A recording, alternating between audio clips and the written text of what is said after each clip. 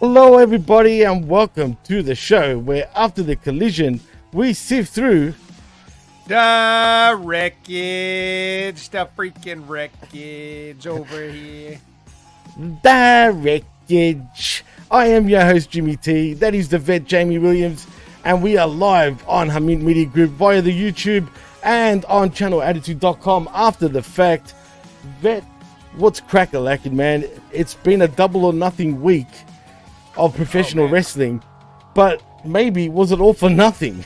It was something, but I don't know. Maybe it was double something.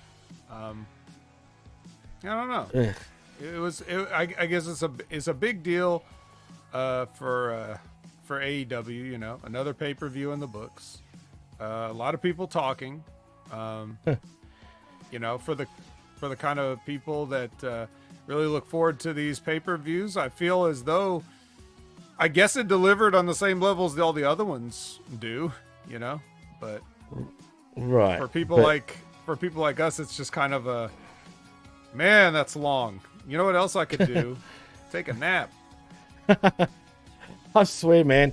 I was going to watch it after the fact, so I didn't order it on pay-per-view. You know, I was going to download it. There you go, I said it.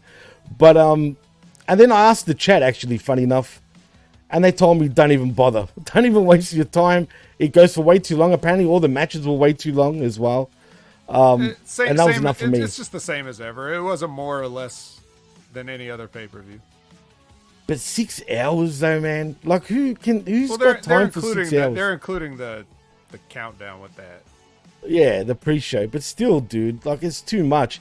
I mean, and did you see, I don't know if you caught the meme. Well, it's not a meme. It actually happened on Dynamite. But did you see when Jay White was on Dynamite doing his promo? Someone screamed out in the crowd, because it was all over Twitter, saying, "Who wrote this shit?" It was clear as day, man. And that just sums up AEW. That was like last week, right? Not this week, this but past last week. Oh, was it the week before? Mm-hmm. Oh, well, people saying it was from last week, but I don't know. I actually didn't watch Dynamite this past week, so I am not sure. No, I didn't. Let's just say I wish we were reviewing that show, because that show was an A+. Really? We're giving it grades. I wanted more of that show. I ate so much on that show, Jimmy, that I ate myself sick with how much good a la carte items that they were just giving me. They gave me surprises. They gave me really. Oh yeah, dude. If you haven't watched it, that's finally a Dynamite that's a must see, right? Like I'm telling you. Oh boy. All right, you know what? I'll take your word for that. I'll give it a little whirl. I'll give it a watch, because let's be honest. After I watched Collision, it doesn't feel like there's any continuing. I can't even say it.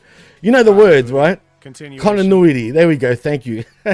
I don't know what happened there mentally. But anyway, it just feels like it's just, again, thrown together for the sake of matches. You know what I mean? Cool. Yeah. This Collision that we're about to review is another night off that they took. But Dynamite was extra effort. And, I was smartened up to it because Lizbeth told me that they had execs in the building that night. And I'm like, what difference does that make? Like, what you mean to tell me you just do a decent show when you feel like it? Like, what's wrong with you? Just, I don't know. So that shouldn't make a difference, but that's just alleged. But yeah, not trolling Zane Vish. Nope. It was A+ Dynamite, best Dynamite I've seen in years. Wow, come on. Now, you being for real? In years. I don't know if I should take you seriously. Years, but yes. I don't know. You're worrying me now, Vet, because if I watch it, I'm like... Okay, then watch the highlights. Whatever you got to do. No. I'll take your word for it. I'll take your word for it. It's fine. I'm just saying, for me, maybe my menu's a little different than some people, but... For you to say that is a big deal. Jay White was in like 75% of the last half of the show. Do the math on that. Wow. Because they had one of those long, like those weird Royal Rumble gauntlet matches, and he was number one. So I got to see him on the screen for like almost the whole last hour. So I was like, perfect for me. Wow. Okada was hilarious when he had like a in-ring with the Bucks and they gave him, oh my God, if you haven't seen that, just that alone is enough. Like Okada on the mic, gold, absolute gold, hilarious, best stuff ever. When I told you that they can't make any of this shit stick to him, I that was proof. Wow.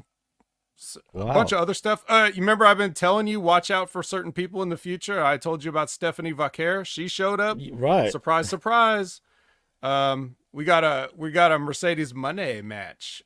So boom, in-ring action from the CEO. Was it decent? Like the show was delicious. No, I'm saying, but was the match with Monet any good at least? Yeah. Who she work? Oh, she worked Dark Sky. So I got Dark Sky too. That's I'm definitely eating that, if you guys know what I mean. Oh. Well, actually, because I was telling you off the air, man, I still need to check out the Next Level, and I want to actually now I really do want to check it out because I forgot to mention what the hell was going on this past week on NXT, dude. Since you are the Next Level guy with Big Ray Hernandez, we can find it right here on Hamid Media Group via Channel Attitude. Dude, Ethan Page and what's it called, Jordan Grace. Yeah, I know, right. But still, I didn't even know he was out of contract with AEW. You know what I mean? And if he was, I mean, wasn't the last time he was on television? Like, this is what the IWC was saying, but apparently he was on Ring of Honor last 3 weeks ago. Probably, and who knows?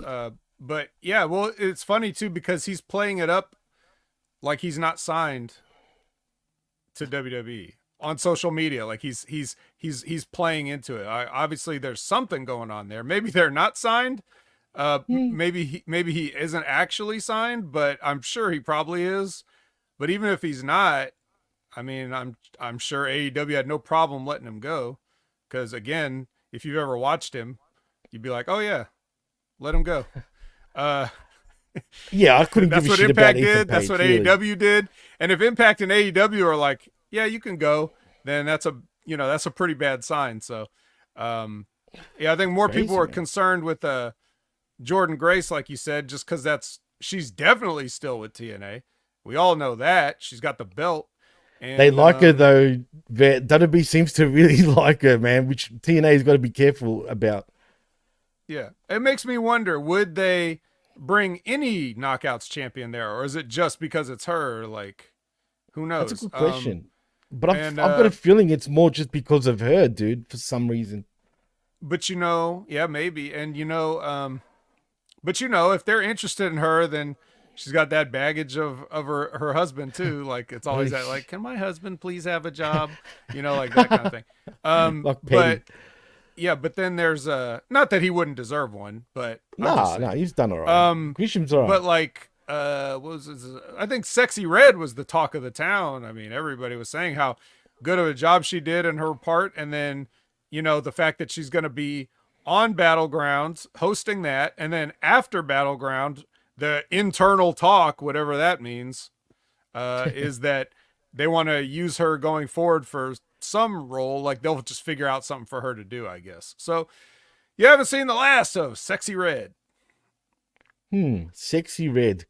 I mean, I'm surprised WWE would go for someone like her because she's pretty controversial, to be fair, right? But why not? I mean, capitalize. Right. That's a Music Man thing right there, Can you imagine you've nenever heard of Sexy Red, you watch NXT, and then you Google her? Like, oh my, what must you be in for? But that's fine. But yeah, I mean, like Ray and I discussed, it was like whatever she did was fine. Like, fine for that. People that don't like her aren't going to like her anymore because of it. People that do like her will probably agree that she did a good job in her role. So if you want to hear more about that, check out the Next Level Wrestling Review with me and Big Ray Hernandez on channelattitude.com. You know what? I'm intrigued now. It's starting to make me want to watch NXT more frequently. They pulled out all the stops to crack 700,000. Is that what they got? Is that what the rating was? Yeah, like they got just over that, I think. Did they beat AEW this past week? No. No? Okay, fair enough. Still undefeated in that regard. That sucks. Oh well. But anyway, let's also talk about. Let's get back to Double or Nothing. Okay. What was the match of the night for you, Vet? I mean, like I said, I haven't watched it. I don't know if I can watch it. If there was a match you had to point me to, though, to watch, what would that be? Good. Really? That bad? I don't know, man. To me... Watching Edge break his leg? Watching MJF become Triple H from 2002? Yeah. That's so dumb, bro. You shouldn't have done that. Well, just to briefly talk about it, I mean, see, that's a match that on paper, I especially didn't want to watch. Like, I did not care about that. You tell me that the main event of your show is going to be some match where anything goes and it's anarchy in the arena and all this stuff. And then you stick a barbed wire steel cage match on the same show. It's like, okay, now we're a little bit, we're doing a little bit much here. And then, so I wasn't really watching it, but out of the corner of my eye, whatever I was multitasking doing, I see Edge climb up to the top of the cage and I'm like, what's this idiot doing now? And then, he jumps off and I was like, well, that sucked. It looked like he jumped straight down to his feet. And, the way you would, I don't know, like I just thought that's not how you do an elbow drop off the top of the cage. But anyway, and I didn't think anything of it. And the match ended and Gangrel was there and they did a nice huggy reunion. And then Edge limped to the back, and I didn't really think about it, but then I found out later that he broke his leg, obviously, like everybody else did. And then it made sense. I was like, yeah, because he just jumped straight down off the top of the cage and landed on his feet, which is how you don't do an elbow drop from the top of the cage. Not like I would know, but anybody knows that that's not how you do it. If you do an elbow drop from a high up place, you have to land on your sort of hip and, Jim Cornette explained it. He talked about you land on your hip and your leg and your, your side, basically. So if he broke anything, he should have broke his hip, but instead he broke his ankle. Because what do you expect to happen? And I believe he's going to be... Because halfway through, when he climbed up there, he realized, oh shit, this is a stupid idea, but I can't just climb back down now. But I can't just go, I can't fully commit to the elbow drop. So he chickened out in midair. And I'm sure Malachi Black was like, Jesus Christ, please don't kill me. The table broke. So there was that at least. But the whole thing was just a fucking mess. And I already cut a promo on Edge again on the Next Level Wrestling Review saying I don't feel guilty about calling him an idiot anymore. I don't care how much he's done in the business or how much of a veteran he is. He's a fucking idiot and he ought to be ashamed of himself. And I hope he is. And I hope it fucking hurts. I hope I hope he never comes back too. Well, he's coming back. Don't you worry. Yeah, he will. He can't go out on that note, but no. If he ain't going to go out on a broken neck, he's certainly going to go out on a broken ankle, but still fuck him. Well, fuck him indeed. And I just want to shout out to the chat who's in the house, bopping as per usual. We got Jose Luis Rivera in the house. Canada Spaceman still being the clown of the chat as per usual. What's up, Canada? Cold Blooded, what's going on?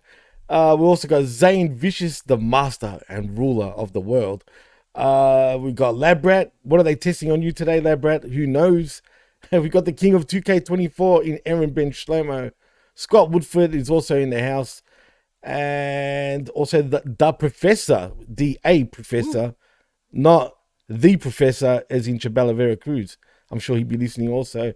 Joanne Hall's also in the house. And that's about it for now. But thank you, all of you guys, for joining us right here on the Wreckage. Did you mention Jose Luis Rivera? I did. He was the first one. Talent. WWF enhancement talent.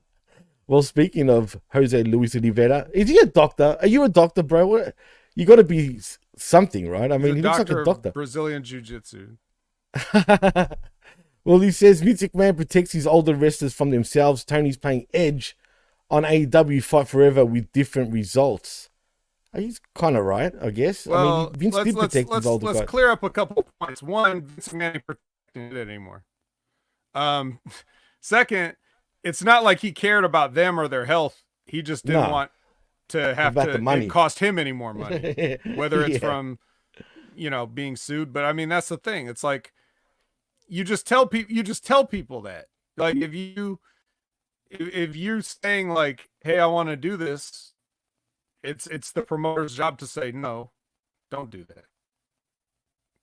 Especially to a guy like Edge, who you don't need that from him. Like, especially even if you're okay with crazy, dangerous stunts, let Darby Allin do that. He's 20 years younger. So let him do it, because that's his gimmick.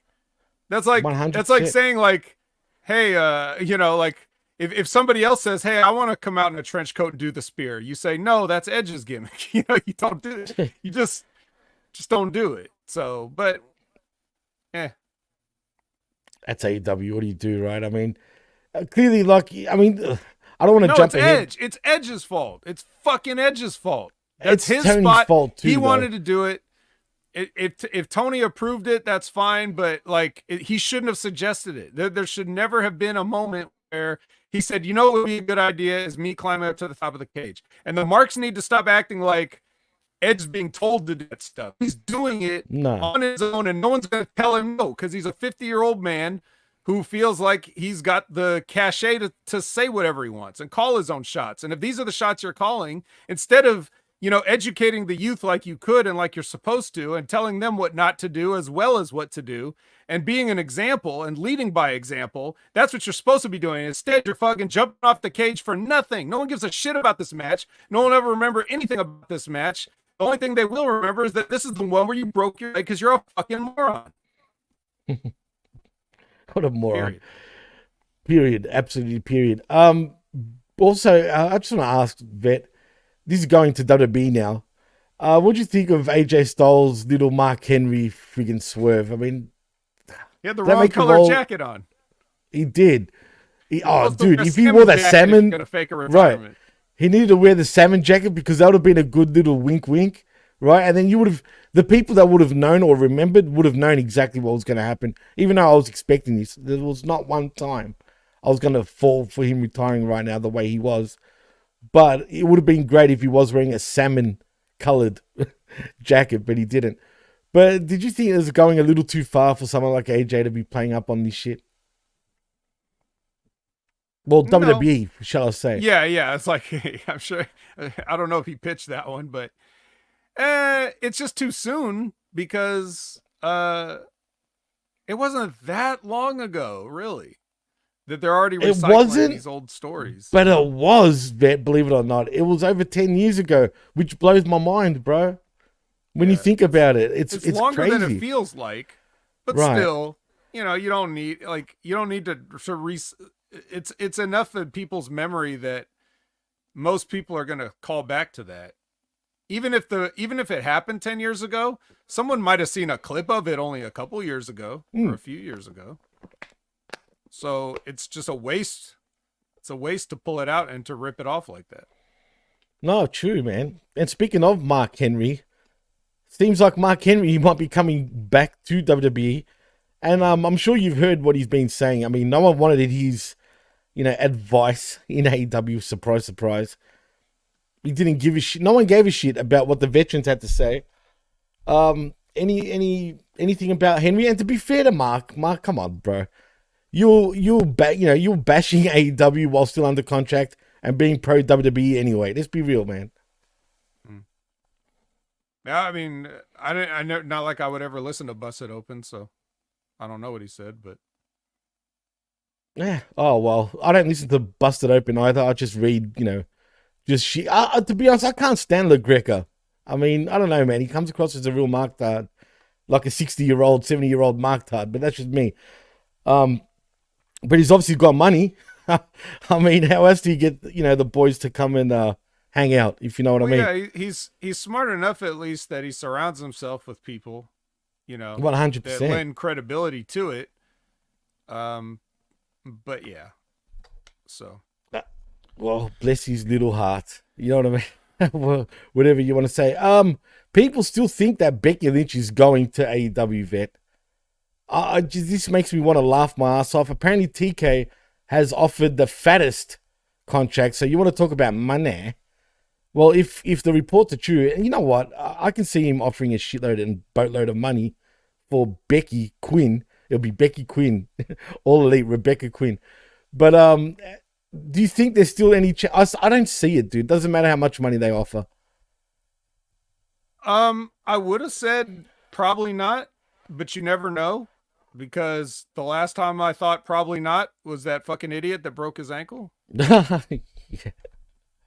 Well, he was kind of making a fuss though right before he left WWE. Let's be honest. He was saying he wasn't happy with the way, like he wanted to continue on. He said it himself. Well, she didn't resign, so. Yeah, I just think it's, I don't know, man. I after seeing is believing. We'll see what happens if she does go. I doubt it, but it would be good. Hey, Quinn Lopez. Thank you, Zane. It would be Quinn Lopez, actually, because of Seth freaking Rollins. But then what happens with Seth? Does he, because people have been pointing out, how she cried in her last match. But, people also pointing out that, Seth Rollins was crying at the end of WrestleMania for whatever reason. Now, obviously, I thought he was crying because of Cody finally, finishing his story. Then again, is there a chance that even he could be going to AEW? There's no secret that he's always wanted to wrestle Kenny Omega, believe it or not. That's what he's wanted to do. He's mentioned this on not WWE television, but on WWE podcasting on After the Bell with Corey Graves. He actually said it there. Do you think there's any sort of... I just don't see it. I can't see it because I don't think WWE would allow that to happen. But could he go to AEW? Well, WWE ain't WWE no more exactly. It's true, but it's still the pinnacle. They're owned now. Right, They don't get to make all the decisions, and even the decisions they do make can be overridden. So true. If Triple H wants to keep Seth and they don't think, like, Endeavor doesn't think it's worth the money, they're like, well, we can do just as well without Seth. So if he really wants to leave, let him leave. I mean, those things are possible now. So I'm not saying they're likely. I'm just saying, yeah, I mean, especially if you see that you can basically collect the same or more amount of money and just do whatever you want. Whenever you want, pretty much. Yeah, whenever you want.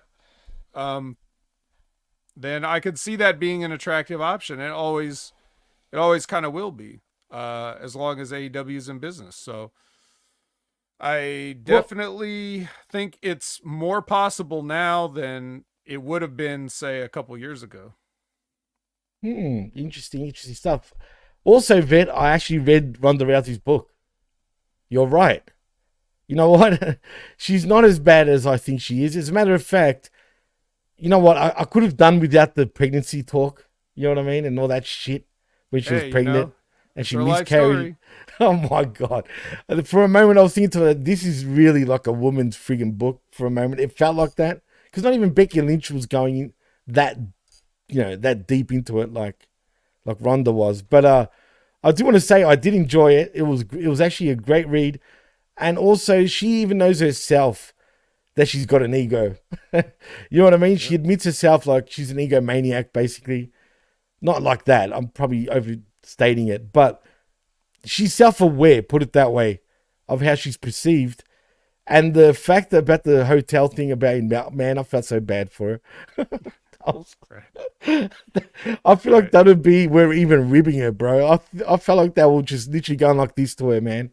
I don't know, bro. Like, that's too much of a coincidence to me. You don't get put up like 3 years later in the same fucking, not only the same hotel, but the same room. Like, come on, bro. You know what I mean? Like, it's like some of these things just ain't coincidences. Fans would think they are, but nah. I mean, anybody can badmouth WWE unless it's Ronda Rousey. Then she's ungrateful and should never been in the wrestling business, right? No, she loved the wrestling business, as a matter of fact. She hates the wrestling business so much she showed up at Ring of Honor shows to work. No, she actually does. Yeah, whatever people think, if you think she hates the business, for our listeners out there, she actually doesn't. As a matter of fact, she loves it and credits professional wrestling for getting her out of her slump for losing against Holly Holm in UFC.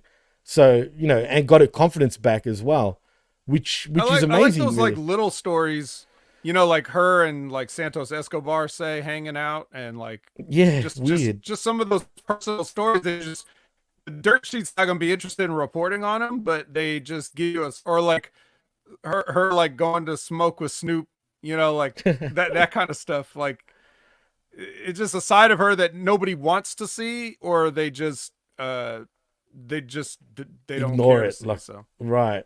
I don't. Yeah, weird, man. People should. You know what? I highly recommend it. Go out of your way to read Ronda Rousey's book, because, like you said, Vet, the minute you told me what was in the book and whatnot, I wanted to read it straight away.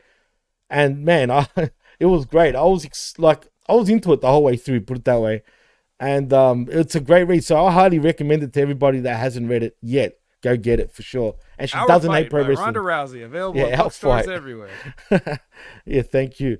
But I think that's about it about any of the main news, really, Vet. I mean, it's been kind of a slow kind of week, really, man. Oh, you know what did make me laugh, and it's not really news though, but it made me laugh. Mark Henry was on Undertaker's podcast recently. And man, you go out of your way just to see the little snippet that's been floating around the internet. But basically, Mark Henry was being dead serious, right?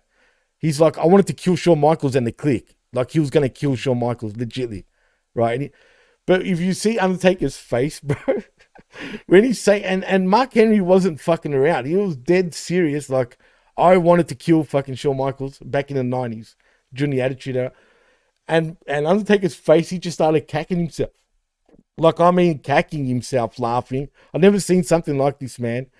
To the point, Mark Henry's getting angry. He's like, what the fuck? Like, why are you laughing for? He goes, no, I'm not laughing. I'm not trying to take the joke. I'm laughing because of how, as a matter of fact, you are. Like, you ain't fucking around. Like, you're being dead serious. Like, how, you know, you wanted to kill the guy. That's why I'm laughing. You know what I mean? Because of how, as a matter of fact, he was. But you got to check it out, man. It is fucking funny as hell, man. Just to see the Undertaker's reaction, it got me, man, bad. I just had to keep going back on it and just keep laughing. It was pretty good stuff, man. I haven't heard the whole show, but going by that, it seems like a must watch or listen. So go check that out, peeps. And that's about it, really. Oh, you saw it? How funny is it, dude? Undertaker's reaction. Well, I mean, Mark Henry's great. That's the thing. Absolutely. It's like, if you've only seen Mark Henry as a television performer, like, you don't get like how funny he is, how smart he is, like how interesting smart. He just is to listen to at all times. If all you know is the sexual chocolate and fucking Hall of Pain, where that's what I do. Like, there's a lot more to Mark Henry that we didn't really get to see, but now that he's just out there, you know, very, very entertaining individual. And I mean, and he's a badass for real, bro. Oh, of like course, he's been known in the wrestling bits. Oh, fuck yeah. Dude, I just remember like he would be a guy that I would see around a lot, because I would work out at the Gold's Gym on Preston Highway, and I would see him in there quite a bit. I never saw him lift a weight, but I just assumed that he was always like already done or hadn't started yet. That's the best. But like, he's fucking golden. Yeah, I would go in the locker room to get changed or something. Like, I'm talking about the gym locker, like not the wrestling. But yeah, at the Gold's Gym, I remember going in there and like getting ready to get dressed, and Mark Henry's sitting on one of those benches, and like we say hello, but I'm just looking at it, it's like there's a small house sitting on that bench over there. Like, he's just this massive individual, but and so impressive, just when he's sitting hunched over, like texting on his phone or whatever, and you're just like, damn, look at that guy.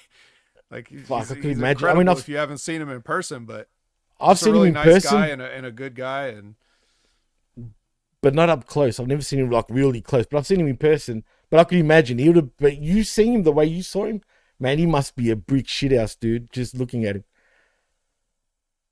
Yeah, he really was. He's But yeah, I always like Mark Henry. Always. Even from his debut, where he was like basically dressed like an American flag all the way through. Yeah, I remember that. Like, wasn't it 96? Yeah, when he debuted. I've always liked Mark Henry and wish they could do more, but I guess they just don't.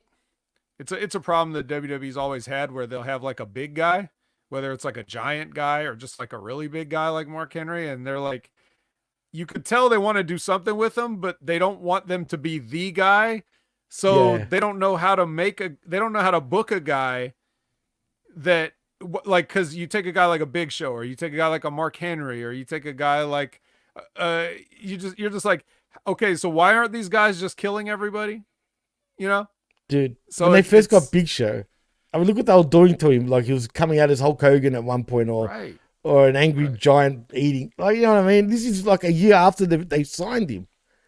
Yeah. Like when you think about it, and then then he had a title run and whatnot. But Mark Henry, even with the chicken shit that he was served, like with the sexual chocolate stuff, let's be honest, that was chicken shit. He still turned that into chicken salad though, dude. Right. That's so. Yeah. Imagine if he could have, if Mark Henry could go back into his younger body, with his brain of today. Like imagine what a megastar he could be.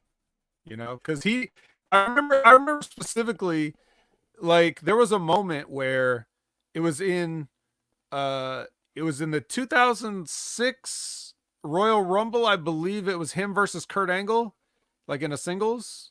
Oh, wasn't that on SmackDown? No, it was at the Royal. I'm pretty sure it was the Royal Rumble.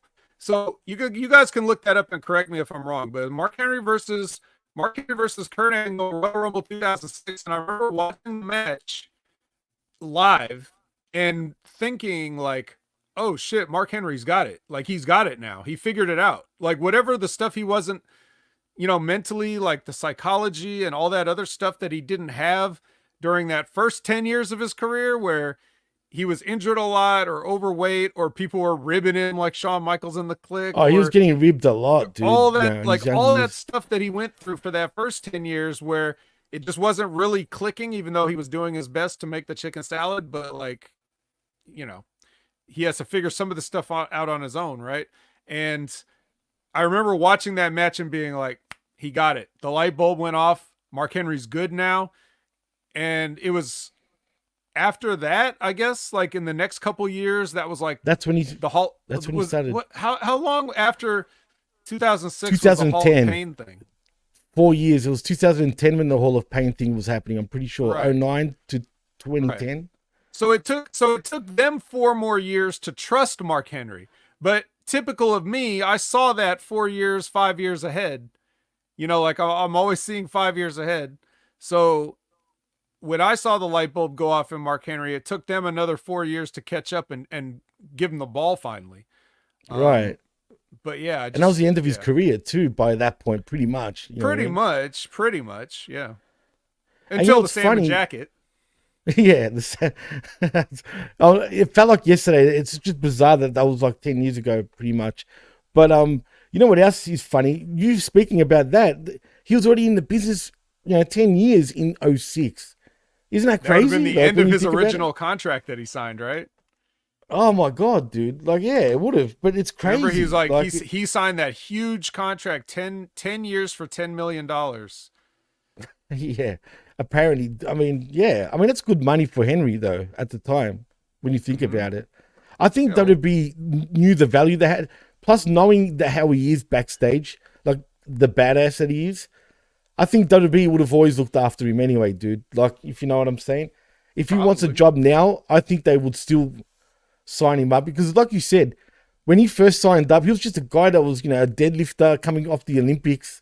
You know what I mean? From Atlanta 96, I think, was his last Olympics. Mm-hmm. Straight into WWE, debuting in 96. All-American. He was wearing the beret as well, if you remember. And yeah, he was wearing the American jacket, the American pants. Like, he was a flag, basically. And, he was a white meat baby face at first, and then he became sexual chocolate, became part of, the nation. That's when he started sort of making a name for himself. Then he started getting over with the China stuff, if you remember all that. Right. And, right. And then, and the skits on that was pretty funny too, like thinking back on it now. But he got into his own 10 years later, like you said. 06 was definitely the year that he started getting it. I can totally see where you're coming from. That's when he started growing out their hair as well. Like, how he looked as, the Hall of Pain, Mark Henry, like you said. And it took him 4 years later for them to finally give him the ball, where he did have I thought it was a decent run as world heavyweight champion. Was it now he did the fake ECW run before that too, right? Right before. Yeah, it was before that. Yeah, definitely. Yeah, but that doesn't count. I'm pretty sure. It just that was like the preview test. Like, all right, can he really do it? Can he be the champion? So they gave him the ECW. And Todd says that contract is a huge reason why he got ribbed and made fun of by the boys. Yeah, I mean, of course, a huge reason, but also not only just that, but because he, as Mark Henry has said in previous interviews and things, that he took himself very seriously at that time, right? So that's another thing. If you take yourself too seriously, they definitely want to fuck with you. So he had to learn that aspect too. I mean, nobody should really have to learn that. Someone should just, the first time you do something, someone should just pull you aside and gently explain, like, hey, look, this is kind of how we do things here. But they don't like to do that either. They would rather bury you and try to get rid of you than to help you develop into somebody that can help the company make more money. They just want to protect their spot. But anyway, that's a whole other conversation. I also wanted to bring up, because Canada Spaceman said, remember when Mark Henry was dared to lift a car, then a wrestler put it in forward and tried to crush him against a wall? Yeah, apparently a lot of that stuff that they did, if not all of it, was legit. Like when they would have him like do those strength stunts like that, like rolling up the frying pan, or he was the world's strongest man, right? So they had to like do that shit. Right. And Mark Henry truly is, like, at one time one of the world's strongest men, if not, I mean, he's certainly one of the world's strongest men, but like, unlike a lot of people that compete in like strongman or powerlifting and stuff who are on a ton of steroids, Mark Henry has always, said that he's been natural, and he's like one of those, he's like, without the aid of gimmicks and steroids and other things, that he's probably like the strongest guy that ever walked the earth. And when he did that competition in with the Arnold Classic or whatever, when he did that, and he tells that story about saying, Classic, right? Vince McMahon saying like, I don't have room for the second strongest man in the WWE or something like that, so he had to win. Like, all that stuff was pretty legit. So it was, and I just want to point out, thank you, Zane. Yeah, he did have the hair in 2002 when he was doing the strongman gimmick. That's when he started growing out the hair. He was gone for a while from WWE. If you remember, he wasn't around in 2001 really. I can't remember why. He's probably injured. Like in 2001, we really didn't see him at all. And then we started seeing him again in 2002. And even then, 2002, he really wasn't doing anything. 2003, he wasn't really doing anything. He was kind of like, I don't know what they were doing. You think about it, Vet, he was kind of off television for quite a while at one point, if my memory serves me right. Right. Well, he was, and that's when he was going back and forth to OVW a lot. Oh, interesting. For various reasons, yeah. Yeah, well, there you go. Zane said it, OVW. Wow, so they put him back in developmental for like 2 years at the very least? He bounced around, I guess. But some of that was, like, you would get injured and then he would go there to kind of like work out and get the rust off, or, whatever they thought they needed him to do. So he spent a lot of time down there during that early 2000s period. And that's kind of like when I came in, he was at the tail end of that. That's when I saw him a lot. He was still there kind of hanging around, but he wasn't doing much at OVW. It's not like he was on the TV show or anything like that, but he was staying in the area and, doing what he could, I guess. Maybe like teaching the advanced class, or, like as a guest, because certain guys came down there at different times. Like I think Lance Storm was still down there when I first got there, and Al Snow was in charge of the contract guys, but there was a few different people that would come in and work with those guys. So, but anyway, yeah, shout out to Mark Henry. You probably haven't seen the last of him in WWE. They'll probably bring him in at least for an appearance, even if they don't bring him back for like a long-term thing, but anytime they're like in Texas somewhere, like and he's within driving distance, I'm sure he'll show up and get a hometown pop. Well, like Cold Blooded said, as soon as he started coming out to 3-6 Mafia, he was a made man. Absolutely. That's when his run started, pretty much. But you know what's funny? I actually liked his generic theme right before that, if you remember. Do you remember his generic sort of like sort of thing? Kind of. I haven't thought about it in a while.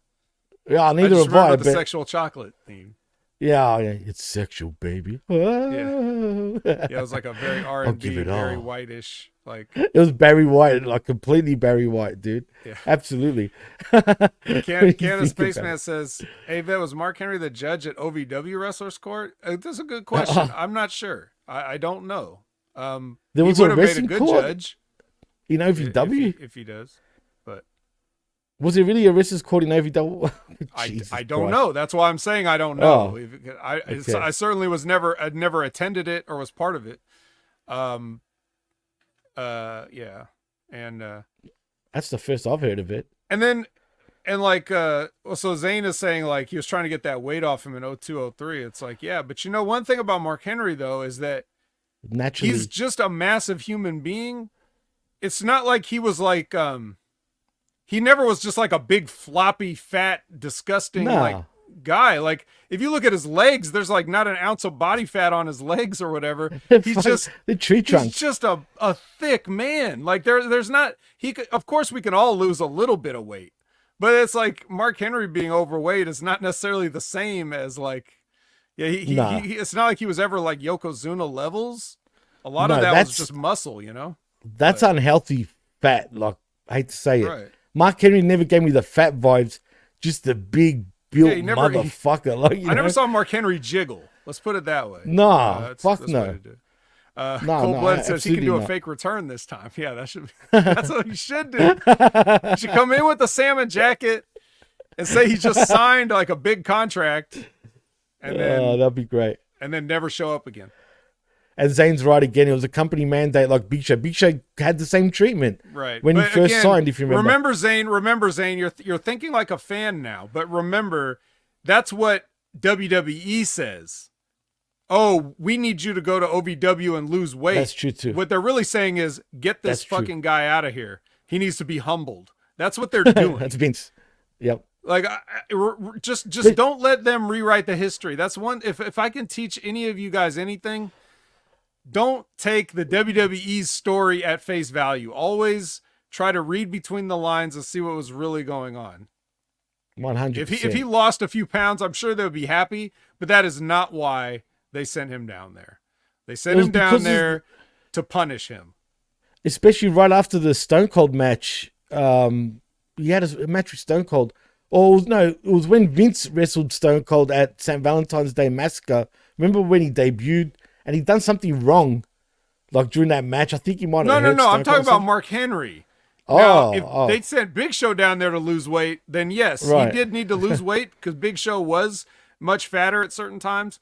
But I'm also saying that Big Show is probably a similar case too, where they're like, get this fucking Mark out of the locker room and send him down to Louisville and to let them deal with him. That's basically what they thought. Yeah, because he was a WCW guy. This guy was the WCW World Champion and athletic as hell in WCW. If you watched him as the Giant in WCW, he could do drop kicks like with some of the best. I mean, seriously, he was athletic as hell in WCW. Which gets you heat. WWE's here like, look at this fucking guy doing drop kicks. He thinks he's over. Send him to Louisville. Jesus Christ. That's petty shit. Anyway. What have we been trying to say? What have we been saying? It's straight up petty shit. Well, that pretty much covers everything for the week. Vet, should we start sifting? Yeah, let's get to sifting. Put on my sifting gloves. Put them on. Come on now. You get my little pail. my little sand pail with my and a little sand chisel sifter. You know what? Maybe we should start actually wearing gloves for it. But yeah, he could also do Moonsault Sonic. Yeah. I mean, he could do. Man, he was a different type of breed in WCW, man, for real. Yep. But anyway, they should have just teamed up Mark Henry and the Big Show and had them be the tag team champions for like 15 years straight. What would they call them? The Big Slows? Knowing WWE at the time? Jesus. The chocolate show, the sexual show. White big, chocolate and the big chocolate. My God. The big sexy. Oh no. I can see that's gimmick infringement, pal. I could see him though at the time. During that time, it would be like sexual chocolate and white chocolate, bro. Yeah. I could just see it. The chocolates. Jesus Christ. It was good. Anyway. On that note, I don't know when I'll ever bring this up again, but there was a period where jokingly at OVW, there was 4 of us who would joke that we should start a faction called the Chocolate Factory. And like we have my tag team partner who would have been milk chocolate, and then we would have had Brandon Kaplan would have been dark chocolate, and then we had what's her name, Josie. Josie was you may remember her from TNA as Sojourner Bolt, and yes, she would have been hot chocolate, and then I would have been white chocolate, obviously. So we did a team promo once to do it for fun, but nothing ever came of it. Did that get recorded at least? Come on now, Vet. Tell me you did. No, I don't think so. And not to my knowledge. If someone could get that, it would be great, but I don't think we were recording. So Zane says, knowing what I know, I would have went to OVW. Yeah. I'm sure you would have. Shoulda, but didn't. Big sexual chocolates. Thank you, Todd. Anyway, let's sift through the wreckage. Right, I'm telling you now. I would have rather speak about this. Oh yeah. Well, I mean, I'm out of material, so that's as far as the story goes. So, Tony brings out FTR. Well, I should say this is Tony Schiavone. TS brings out FTR, and they do like a promo or something. I don't know. I wasn't really paying attention. What were they saying? Anything interesting? Probably not. Not really. No, not really. Again, every time these guys are on my screen talking, I swear to God, bro, I go blank. Yeah, I think I was on the phone at this time. They were just yapping away. Same old shit, dude. I've heard this shit before. That's pretty much... I mean, anybody in the chat, can you tell us, was there anything of significance in what they said? There wasn't. I expect you all to say, I don't know. I didn't watch this shit. Yeah. Yeah, I'll be disappointed if you don't. Yeah, so... And then we get as Nigel McGuinness and his genius always like gets these little Easter eggs in there. He says, "We're gonna hear some incendiary words from Jack Perry." Oh God! Hey, he was having a cry. He got set on fire. Get it? Yeah, right. Incendiary words. I get it. Yeah. So there you go. Yeah, it's just a promo that I guess got recorded right after Double or Nothing, in which he did get the win in the Anarchy in the arena match. So he's in there, doing his promo backstage after getting set on fire, and then immediately put out. It's almost like they knew he was going to get set on fire, so they had fire extinguishers right there and inside of 0 seconds to put him out. It's just shindy shit, bro. Right there, man. Can't even do things right, even with that. Like you just said, it's like they knew he was going to be set on fire. I mean, shit. Mm-hmm. I hate when it's too obvious like that. I mean, they should at least do things right, at least. If it's going to hurt the guy, then don't do it. You know what I mean? But anyway, it is what it is. Yep. Tom Brantley says, hot take by Jack Perry. Too soon? Nope, it's not soon enough because, like I said, Nigel already beat you with incendiary comments. Right. He beat everybody because we didn't even know what it was yet. So yeah, all right. Then we get the whole. It's true. I'll give him credit for trying to at least explain why he looked like he was jizzed on by an elephant. Because during the fight, Darby dunked him in this ice, like one of those big troughs of ice that they put like cold drinks in, like sodas and stuff. Right. They had like this big thing of ice water. And he like dunked him in it, like he was trying to drown him, and then that explains why he was all wet. But after that, that's when they put all that like fire retardant gel all over him and tried to make it act like that was the water from earlier. right after he tried to kill Darby with a truck, the bus, whatever. Anyway, God, it's ridiculous. We're not here to review Double or Nothing. You go watch that shit again if you want to.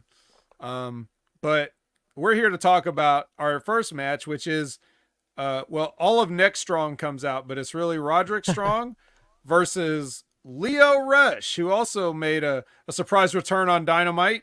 In case you were so he was on Dynamite. That's first? Another delicious a la carte item, Leo.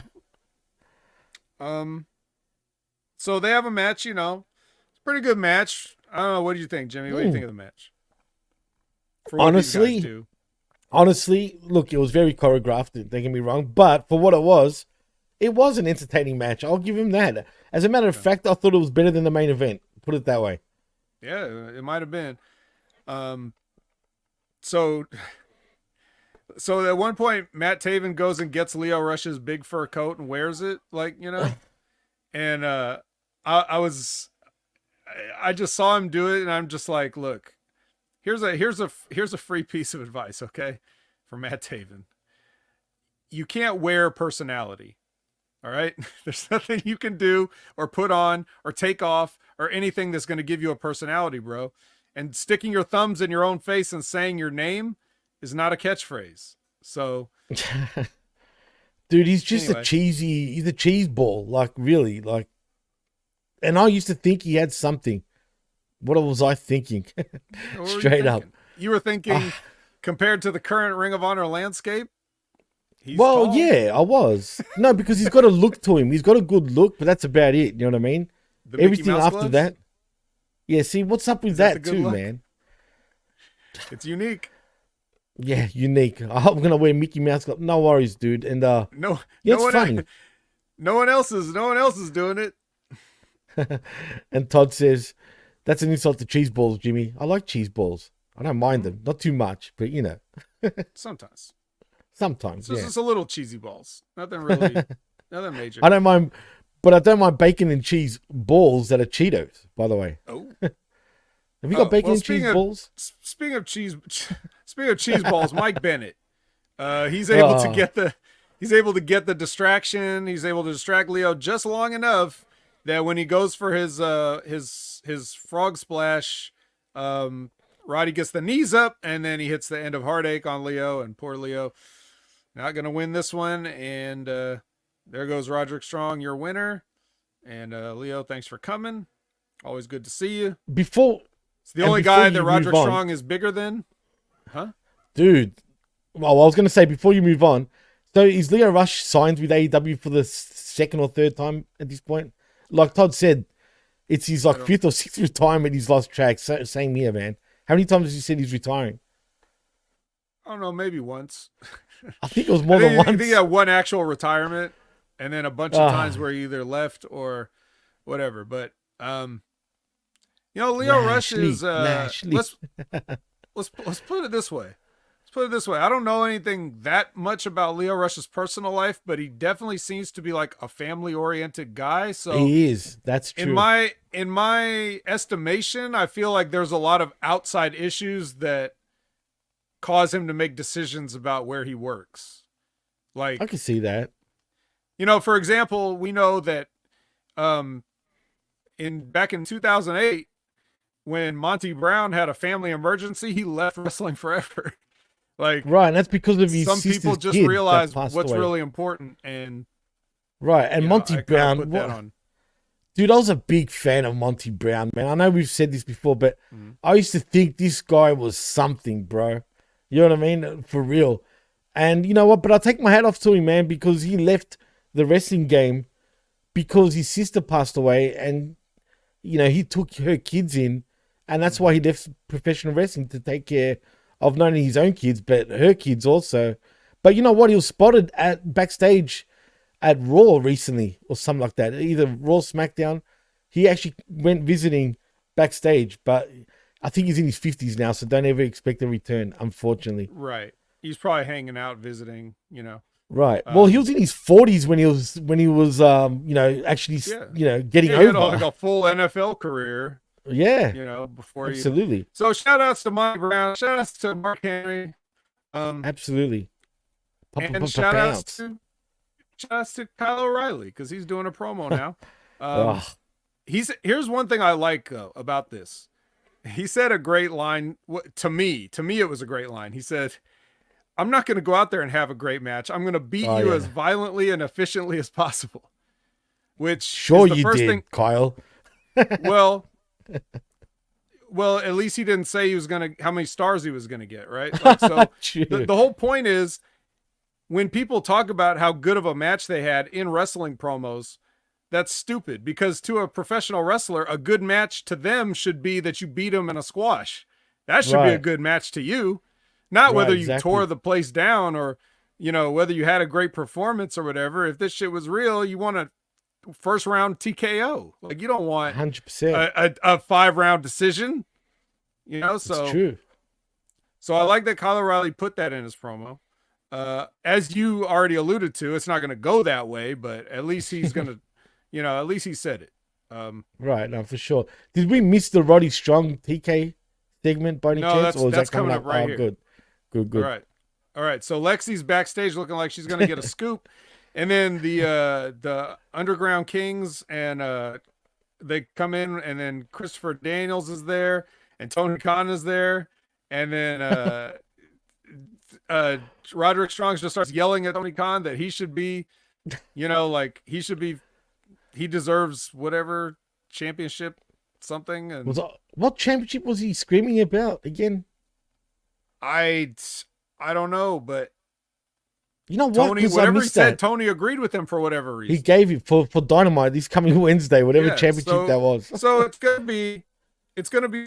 Oh, he wants to face Will Ospreay to get his. Oh yeah, that's right. That's You're right. You're not right. Continental, international. The breakfast bout, whatever the fuck it is. Yeah, I know. Me too. And whatever it is. But dude, can I just say? Oh yeah, continue. Oh, just real quick. So just for anybody that's keeping track, it's Tony Khan agrees, and he makes the match to be Swerve Strickland versus Roderick Strong, and the winner faces Ospreay at Forbidden Door. Like what? Ospreay? Wait, is that what he did? Yeah. Wait. So hold on. So he's not facing Ospreay on Dynamite this Wednesday. It's going to be Swerve. Yeah. What? That doesn't make sense. Swerve's a world champion, though. That's backwards, bro. I know it's backwards. Also, if you're the babyface promoter, you're not supposed to agree with the heel's ideas. But that's just a minor thing. It's a minor detail. That is bizarre, dude. And speaking of bizarre, like, if I got it wrong, go ahead and correct me. I think I got that right, though. You guys tell me. I didn't catch that. I thought he said. There's someone in the chat. Can you tell us if that's right or wrong? Because that's bizarre. If it is right, totally bizarre. But then again, it doesn't surprise me, even if it is right. But dude, how small did TK look? I mean, Roderick Strong's not a big guy, but god damn it, his neck looked like a friggin' leg compared to TK's neck. TK looks so scrawny. And is it just me? Does he look sick, bro? I'm talking about TK. He looks off color, sort of thing, man. Well, he can't be healthy. Sunlight. He can't be a healthy man. Why? Too much? Oh, just not enough sleep, at the very least. Well, yeah. Wow, I wonder why. No, that's right, apparently. Apparently that's right, Vet, as a matter of fact. So there you go. And he also says... just because you just had the match where Will Ospreay beat Roderick Strong for that belt, and instead of just having that rematch again, which is what Roderick should be saying, he should be saying, I want that belt, but now he's got to earn his way back in, because it's supposed to be it's going to be Ospreay versus Swerve at Forbidden Door, which is bad because Forbidden Door should be about cross promotion, and you got two company guys facing for the world title. So it should be Swerve wrestling somebody from some other company. I would from like Japan. Wouldn't that be even better to see too? Right. No, and that would be the better matchup. But Cold Blooded says, if you were next strong, you would understand, Jimmy. God damn it, maybe I would. Also, you tried hurting your neck. No, I haven't actually, man. Oh. Unfortunately, maybe I should. But Labrat says TK probably thinks Swerve is the breakfast championship and Ospreay is the world champion. He's not that far off. He's probably right there, Vet. He probably did think that. It's hard to keep track. Like I made the same mistake a moment ago. I called the wrong belt. I called the international breakfast, or I called the International House of Pancakes Championship the Continental Breakfast Championship. So that was my mistake. It's not easy. You know what else isn't easy? So I told you guys, I made you guys a promise, right? I said, maybe you didn't know it was a promise, but I'm telling you now, I was promising you guys, as long as Daniel Garcia is not in the main event, I'll watch his match, right? Like I said that. However, we didn't say anything about the workhorsemen being involved. Look, if the workhorsemen are involved, I'm sorry, you guys have to forgive me. That's off the table. I ain't gonna watch Daniel Garcia's match if the workhorsemen are in it. Not if they're teaming with him, not if they're against him, not if they're special referees, not if they're on commentary. That's an instant no watch for me, dog. So what do you think happened here? I don't know. Because even though Shibata was in this mess, and it was nice to see him kick the shit out of those guys, I wasn't seeing it because I wasn't watching it. Well, funny, you missed out. I won't lie. I actually started forwarding this match. I did watch it a little bit. Oh, okay. Well, for the bit. Okay, your secret is cool with me, by the way. But seriously. No shit though. I started forwarding this match, right? No shit, because I watched it after the fact. I didn't watch it live, right? I started forwarding it, and I noticed that the match was still going, right? I'm like, fuck, this match must be a lot longer than usual, like for real. And it was. It must have been, right? Iron Man match. Oh god. But you know what? I'll give these four guys credit. I hate to say it, but even that fat fuck in JD Drake worked his ass off in this match, dude. As a matter of fact, the match was half decent. Let's give him some kudos here, Vet. Okay. They were half decent. And this was the best JD Drake match I've actually probably ever seen. Straight up.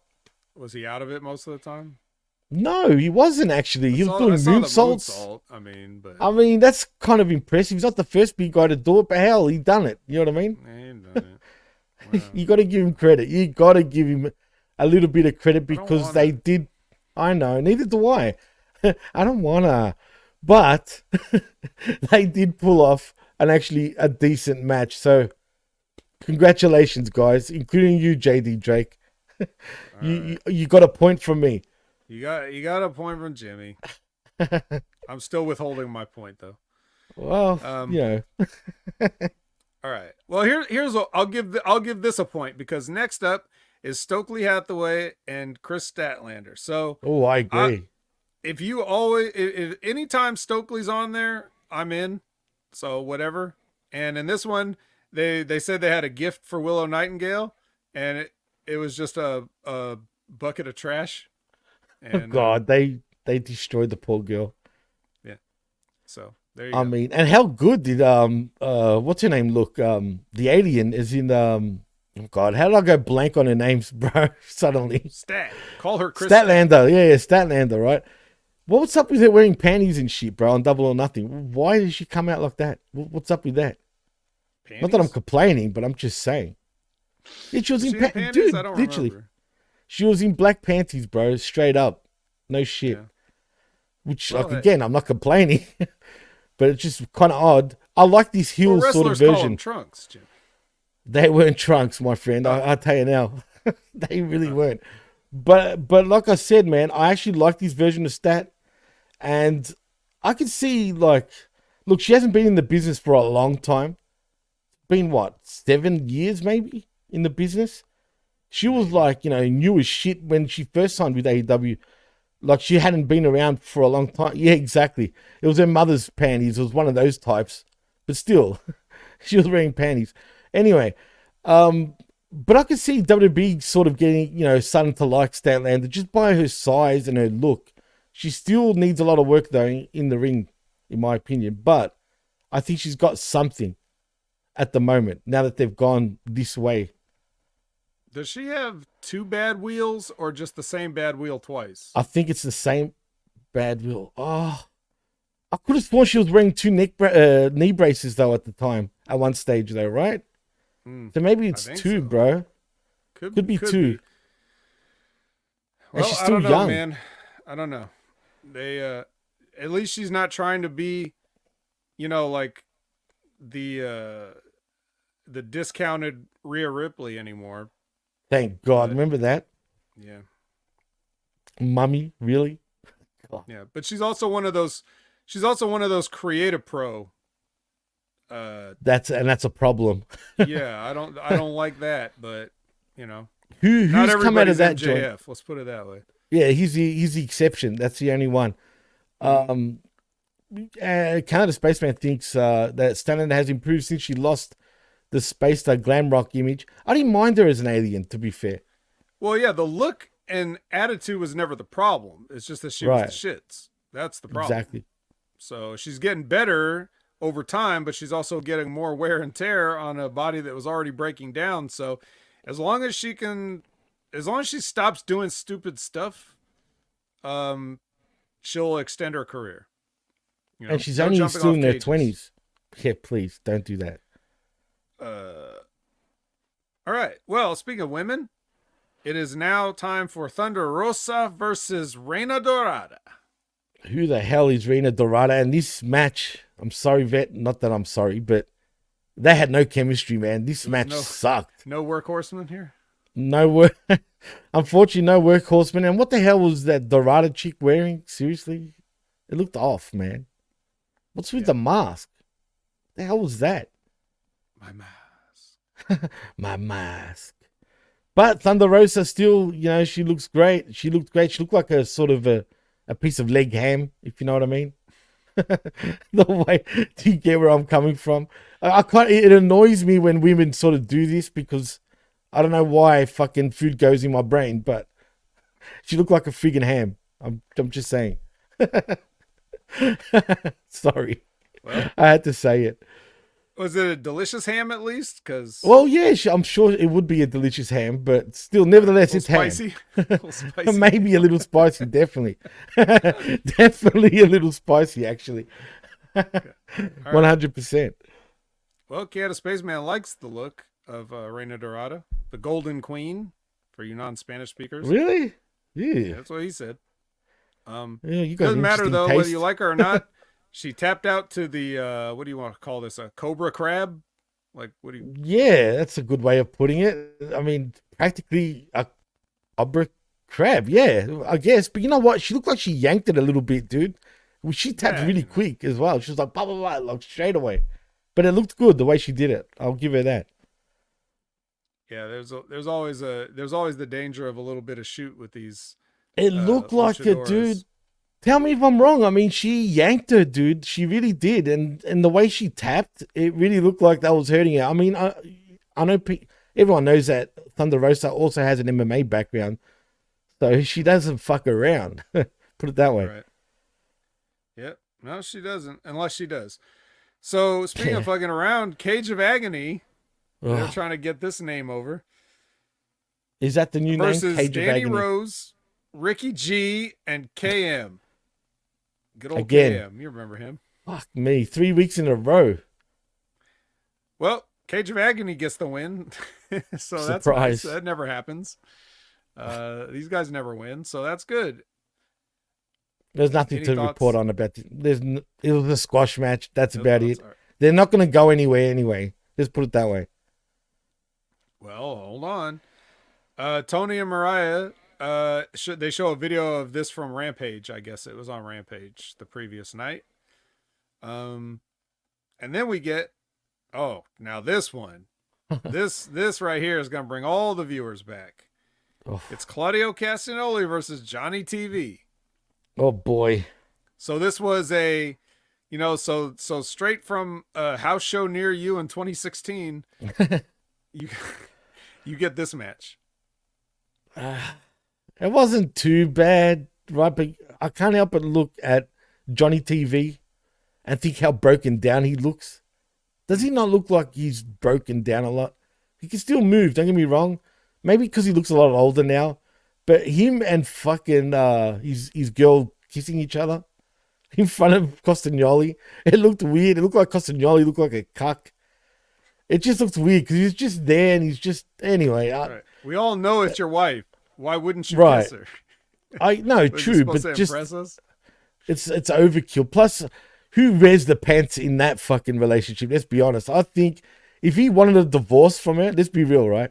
If he really wanted a divorce, she'd be like, she'll kick his ass, dude. He ain't going nowhere in that relationship. Put it that way. Well, he ain't going nowhere in this match either because Claudio doesn't even beat him with any of his known finishers. He just gives him a giant swing and then hits a big clothesline. He's like, this is good enough for you. Clothesline. 1, 2, 3. Get back to Ring of Honor. But I'm confused though, dude. 2 weeks ago, we saw Johnny TV get pretty much squashed by Hook. And then we see him now having a 50-50 match practically with Costagnoli. I don't like how you can... That just means that Hook is way better than Castagnoli. Well, you better book Hook beating Costagnoli if they ever do face each other. Otherwise, I'd be disappointed. Yep. Should be easy. Should be real easy. He's up for the pickings, Hook. Go get him. He'll go for that. He'll go for that European uppercut. Hook will sidestep it, hook it, red rum, boom, over. You're out. Wouldn't that be great though? Don't whiff an uppercut in front of Hook, man. He's waiting. Or imagine this: he does a giant swing, he attempts a giant swing, but somehow he hooks his legs. I'm talking about hooking Costagnoli's legs, and somehow gets him in a leg lock into the fucking red rum and tap out. See you later. That would impress me even more, but they won't do that. Yeah. Well, you know what else is not going to impress you? What's the that, premier athletes. They get a vignette here. So they'll be the next Ring of Honor call-ups on Collision. The premier athletes. Now, if you don't know who the premier athletes are, we got Josh the Goods Woods. We got Tony Nese, who was the original The Premier Athlete, but I guess he shared his nickname with everybody here. And Arya Davari. He's back. And their manager is that one lawyer guy. So, we got an interesting stable here. I don't mind it. It's just that, weren't they a stable before though? Well, yeah, but they've only been on Ring of Honor this whole time, really. I thought they did a couple of appearances, a few times, right? I think, in the past, but now they're acting like they're reintroducing them with this vignette, so maybe they'll be on more frequently. Oh man, I forgot about Tony Nese too. Not that he's okay, but he's pretty boring. If he didn't have those abs, he'd be nothing. Let's be honest, right? But yeah, I don't care, man. Why should I care about this shit? Why even restart? I forgot they were even still part of AEW. Yeah. Well, they are. Well, there you go. Canada Spaceman says that stable all from 205. Well, actually, Josh Woods is pretty big, but other than him, yes, the other two are from 205. And yes, Zane Smart Mark is back. Smart lawyer. Mark Sterling. That's right. Yep, that's the one. God damn it. And then we get a nice, very short little video package about those guys from New Japan Strong, the West Coast Wrecking Crew. And that is Royce Isaacs and can't remember other guy. Don't even ask me what their names are. I can't tell you. Chat will know. Probably Zane Vicious. Yeah, Zane probably would know.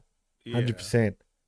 I never liked but him. Again, the only reason I know Royce Isaacs is because he was at like Oyster Mountain Pro a long time ago or whatever, where Vince Russo Oyster Mountain Pro? Yeah, whatever. Really? Rocky Mountain Pro. Rocky Mountain. I was gonna say Oyster Mountain Pro. That's an inside. I didn't know this one. Yeah. Why Oyster though? Just quietly, I want to know now.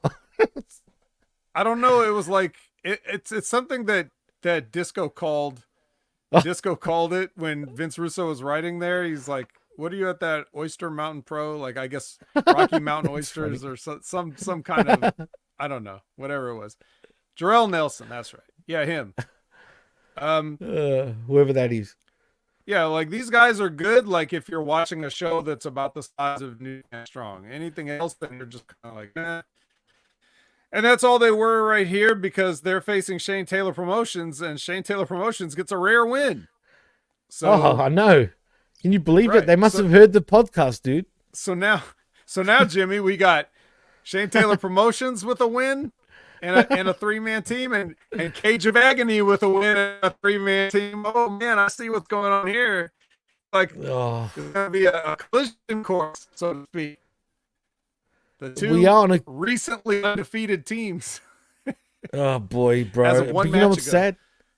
And you know what's even sadder? You know who's gonna win that fucking little feud when they do face off? The fans.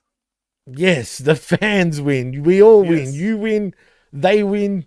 We all win. I win. But yeah, I've just got a bad feeling, in all seriousness, on who's gonna win that. I'm hoping I'm totally wrong though. But thank fuck, we got a win for Shane Taylor at the very least, even if it was a tag match against nobodies really. Still, right? He got the win. Hopefully, that's more to come though. Will he get more wins? But we'll see. But and here's another 3-person team that could be somewhere in this mix, even though they're all heels. Iron Savages are about to do a promo, and then they suffer a dinosaur attack. Someone let a dinosaur out on the loose. Was it Barney? Yeah, it's just about as dangerous. Yes. Cool, but again, what actually, are we doing? Barney works a little bit stiffer. He does. Than Luchasaurus, way more stiff. I think. Yeah. Well, is he Luchasaurus or Kill Switch? What is he these days? He'll always be Luchasaurus. That's it. Always, no matter what. Yeah. Workhorsemen or Iron Savages? It's the same. No, I'll go for Iron Savages any day. Actually, they're both pretty bad though. I almost want to agree. I don't know. Do you want bitch tits or bitch tits? I mean, do you want to? I don't know. How much that's ass a hard do the one. Workhorsemen eat? Yeah, it goes down to that. Yeah, so I'm going to go with the Iron Savages because at least they got a semi-fucking cool guy, if you know what I mean. Yeah. Their manager, whatever he is, he looks more of a wrestler than the other two. Just saying. City City, Jameson. That's it.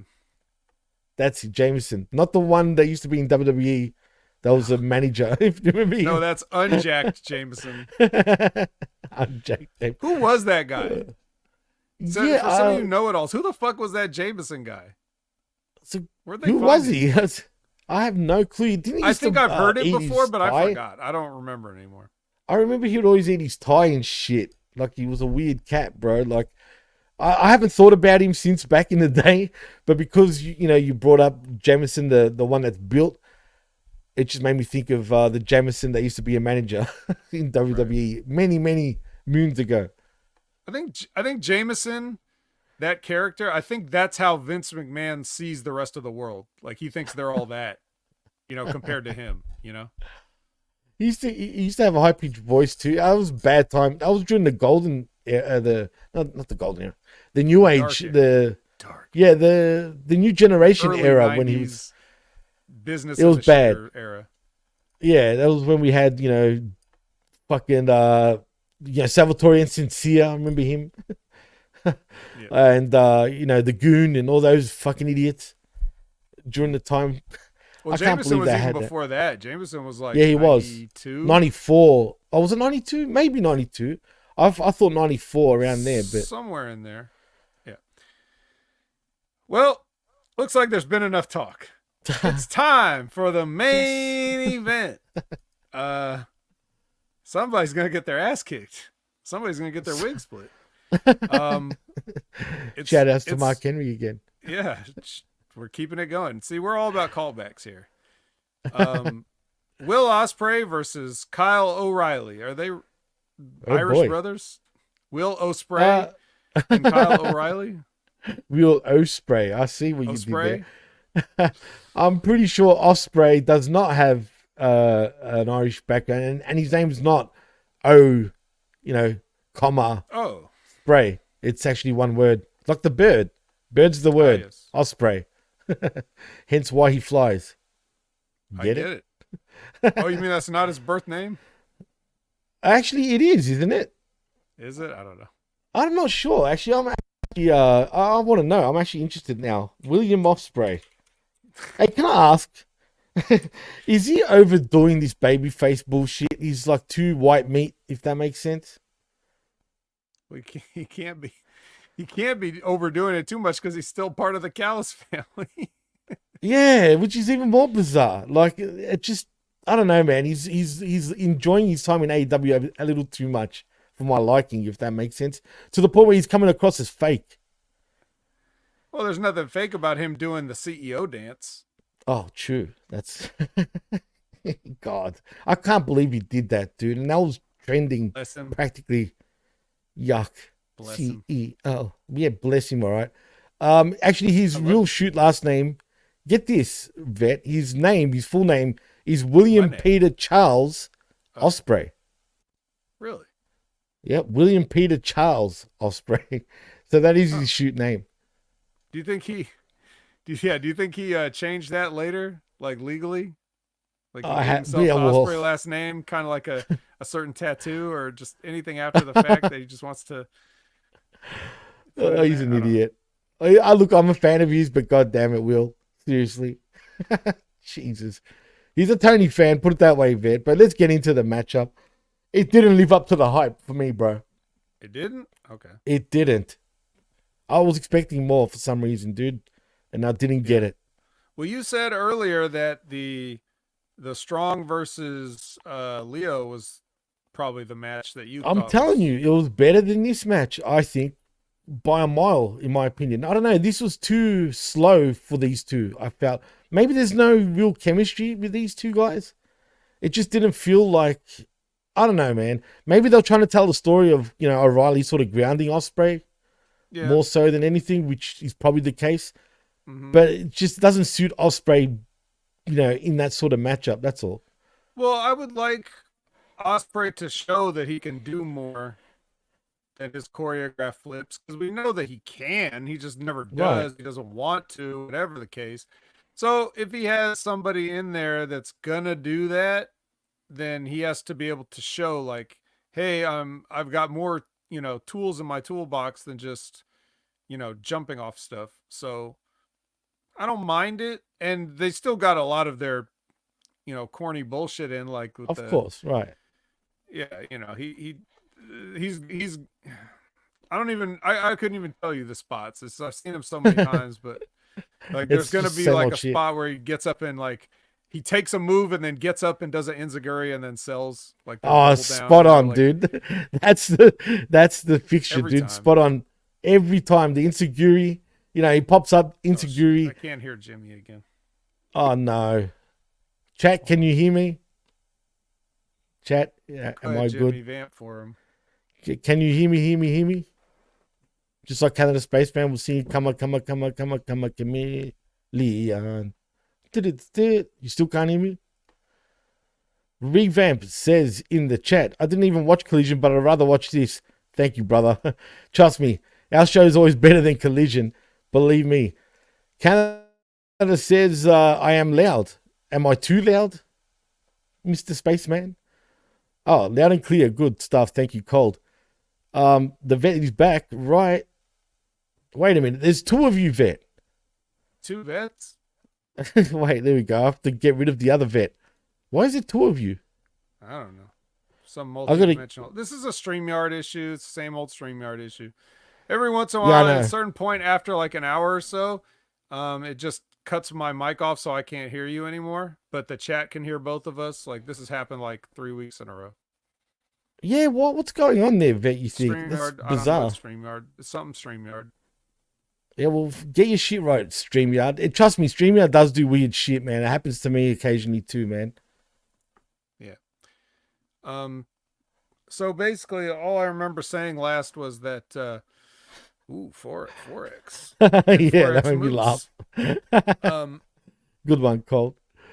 Yeah, but so yeah, I thought the match was fine, and I thought what they did was fine. It's not interesting as much to me personally because I've seen these guys so many times, even though not that often with each other, but there have been enough matches. Kind of like, let's put it this way. One of the struggles I have with watching wrestling these days is when I see a certain percentage of guys, I would say it's the majority. I would say it's like 85% of wrestlers when I watch them and I see the match on paper, I'm like, okay, this guy versus this guy.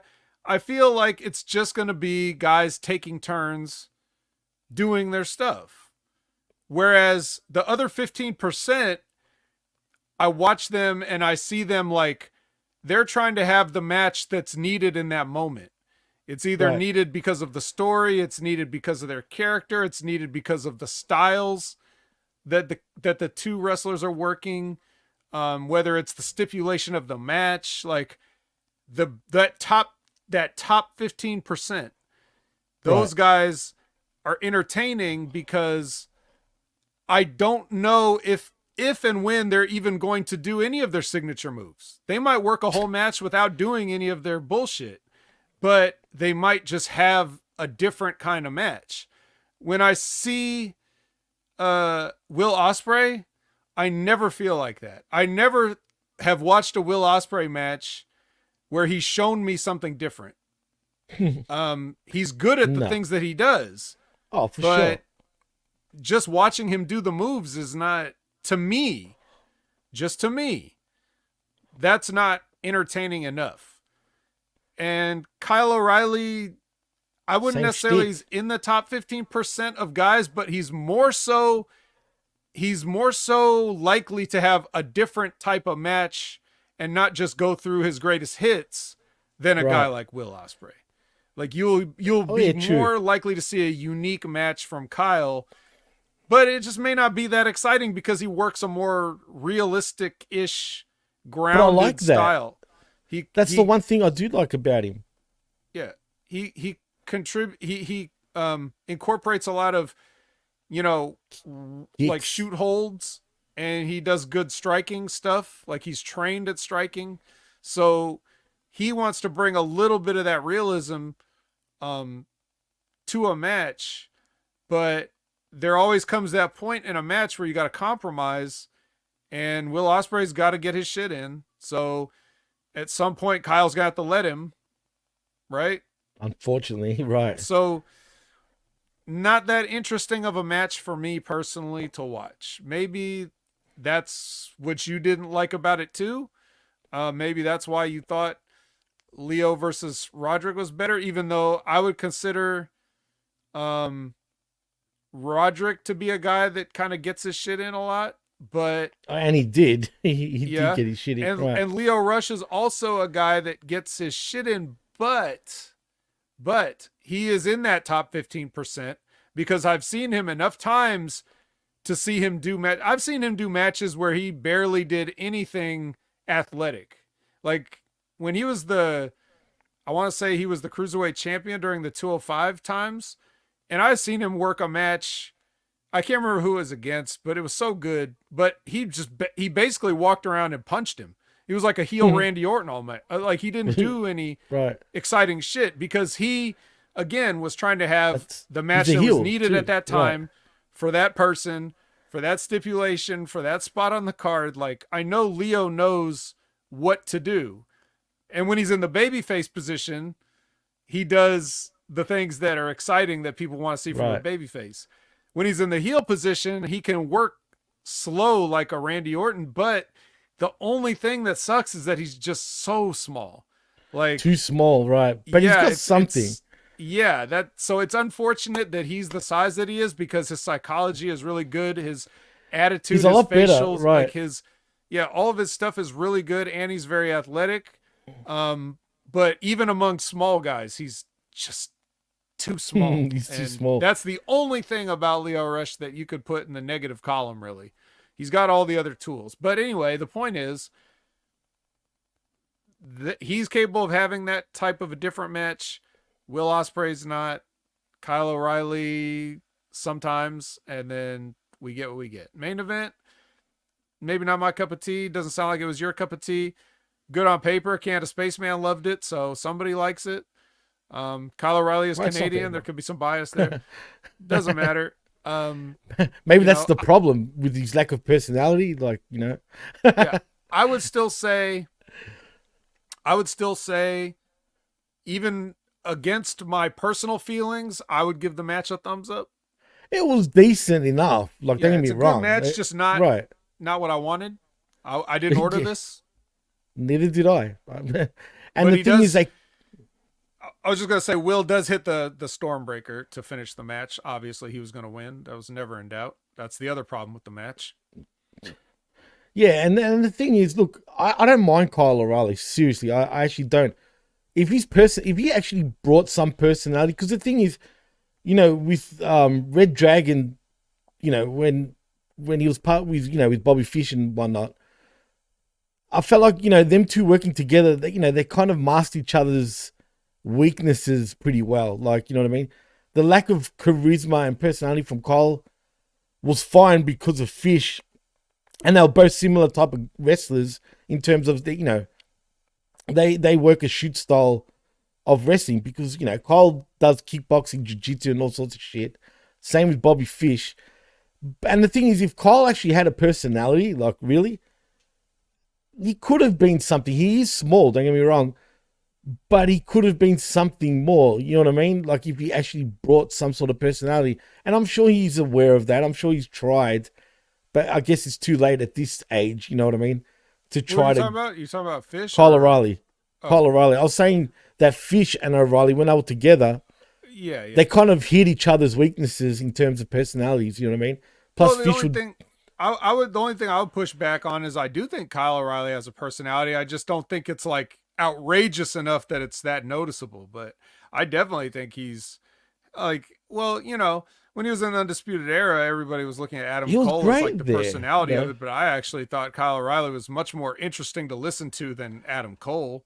I liked him during that time. I mean, I've always liked them even before, you know, Undisputed Era, but in WWE, I felt like they brought out the most out of him, bro.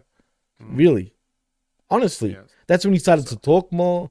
That's when he started to, you know, show what he's more capable of as a singles guy, even. But yeah, I don't know, man. Like I said, he needs to work on something. But like you said before, the match on paper, it looks like it's going to be a great match. And maybe I was expecting too much, hence why I was a little disappointed. But me saying that doesn't mean it was a bad match, because it wasn't. It just wasn't as good as the first matchup. And like you said, Roddy Strong, he can work pretty much with anybody, dude. Like, and he's more of a grounded guy, but he just gets it. He understands how to adapt. You know what I mean? Whereas I feel like Ospreay doesn't. You know what I mean? And in turn, it leaves Kyle O'Reilly kind of looking, you know, flat also. So it is what it is. Heck, I'll even dare say that the tag match with what do you call it? Your best friend, JD Drake, was possibly even better than that match. Honestly. I'll take your word for that one. But yeah, as far as, as long as we're talking about guys and their styles, like one of the things about Roderick Strong that I personally find like holds him back in my eyes is just that he beats people up way too much. Like, he does. You realize that you're like 5'6", right? You know, I get that. I get that you have a chip on your shoulder, but you can at least work like you're 5'6". That's the only thing I would ask of you. And I don't even mean like, I think his name is Roderick Strong and his gimmick is backbreakers. So I don't even think it's a problem if he lifts up guys that are bigger than him and breaks their back or whatever. But besides all that, he's working like he's like 6'7". Like he's just a giant. Intense. He just bullies people. It's like, dude, you're fucking Roderick Strong. Just chill out, you know, work from underneath a little bit.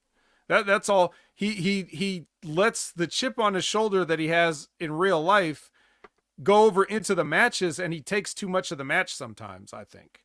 So I can see that. That's my biggest issue with Roderick Strong. Other than that, I like everything he does, but he's just a little bit of too much of a bully where yeah, weird. It just kind of looks silly, right?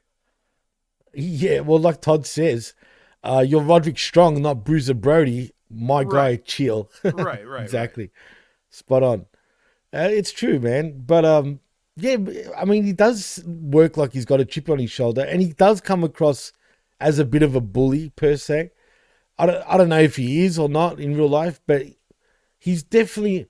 Look, man, you're right that he does work like a 6'7" type of guy, or 6'4", whatever you want to say. But again, that must be his chip on his shoulder to work that way. Maybe trying to prove a point that I can kick the shit out of anybody. You know, it doesn't matter how big or small they are. As a heel, it's harder to do that and be believable because you would want a guy that's smaller to play into it. My psychology is you have to cheat to get the upper hand in those situations. Because otherwise, if you're just that big of an ass kicker, why aren't you the baby face? I mean, obviously you're short and small and you can kick everybody's ass. So why wouldn't I like you? So if you're being the heel, you got to like put the baby face over a little bit more and then get dirty with it. You know, like that's, and I know he can do that. When he's a baby face, it's good because he's strong, right? Like, so literally. When he's making like a comeback or whatever, he could, he's literally rather strong. But as I'm saying, like, then when he lifts a guy up and shows how strong he is for the backbreakers and stuff, then people get really behind it. That's what they want to see, but he's been selling up to that point. So he's like, he's beat down, but then when it's time to get a comeback and he fires up, now he's like, look how, you know, he's throwing this guy around now, and it's part of the retribution for the beating he just took. It's the same way people pop when a guy like Chad Gable suplexes a fat guy like Bronson Reed or whatever. They're like, wow, look how strong Chad Gable is, even though he's a heel a lot of the times. But even when he's a babyface, they do that. They're impressed by the strength. So that's something that can play into what Roderick Strong does when he's a babyface. But he's often a heel, so, and then he just acts like he's, you know, just some giant guy kicking the shit out of everybody. Well, he's got the small man you guys complexity. Get the point. I've repeated myself enough. No, you're right. He's got that small man complexity, bro. Like, you know, like he probably drives a pickup truck, dude. Put it that way. Think about that. What I mean by that. I hate small man complex. Right. It's crazy. I think you should be whatever you are. Like, and that's coming from somebody that's like 6 foot, 200 pounds that was told they're too small. You know, it's like when I see guys smaller than me doing it, I'm just like, stop. That's so dumb. That's so dumb, bro. Really? They considered you too small? I mean, at the time, maybe, yeah. But and then again, I was never expecting to be like a main event, big stage wrestler. I was just doing it. But like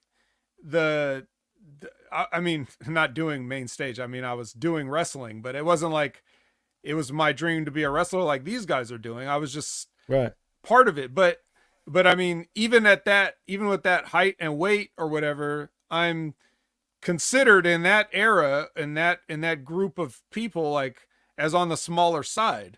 So I would always work to that. I would never, you know, I would want to tell that story because it's so easy to tell. And when I see guys like Roderick Strong or any of those Undisputed Era guys, Adam Cole does the same thing. He acts like he's not small. DIY act like they're not small. Like they're having giant guys bump around for them and stuff. And it's just like, just don't do that. I mean, Roderick Strong has a backbreaker gimmick, but these other guys don't. Their gimmick is not that they're strong and that they lift people up and everything. So if that's not your gimmick, don't do it. That's all I'm saying. It's very easy at wrestling to tell a story that goes along with the visuals and play into that.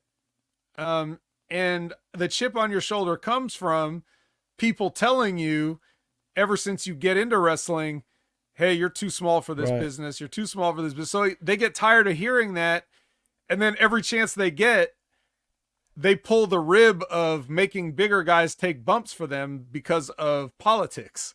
So, but you don't have to do that because it's just, you can still make a great, everybody of every size and shape and age and, you know, background and everything has made money in wrestling. So you just find which one you are and make your money that way is what I think. But who am I to say these guys are, what these guys do, it seems to be working for them. They're all getting that paycheck from Tony at least.